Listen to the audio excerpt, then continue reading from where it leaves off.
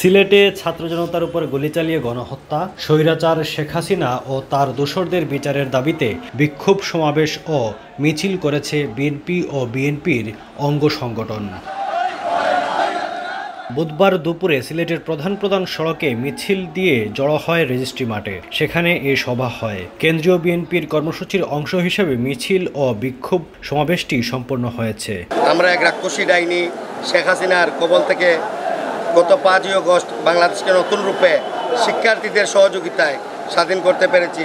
সেই জন্য আমরা আমাদের অন্তঃস্থল থেকে শিক্ষার্থীদেরকে জানাই শুভেচ্ছা ও শুভকামনা। সর্বস্তরের জনগণের প্রতি আমাদের উদাত্ত আহ্বান থাকবে, যেভাবে শিক্ষার্থীরা দেশ গড়ার প্রত্যয় নিয়ে এগিয়ে এসেছে, আমরা বিএনপি পরিবারও তোমাদের সাথে আছি। আমরা দেশকে সুন্দরভাবে গড়ে তুলতে চাই।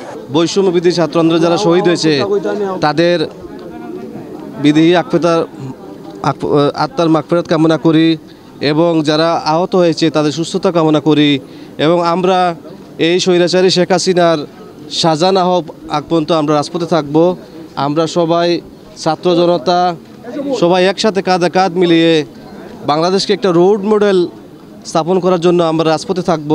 অসংখ্য ছাত্র জনতা নিহত হয়েছেন। সেই এদেরকে যারা এই খুনের সাথে জড়িত আছে এদের দৃষ্টান্তমূলক শাস্তির দাবিতে আজকে আমাদের এই কর্মসূচি।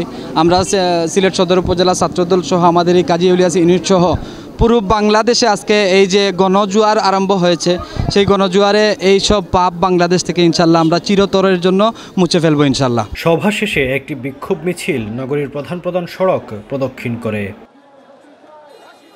আবুল হাসনাত, DSM।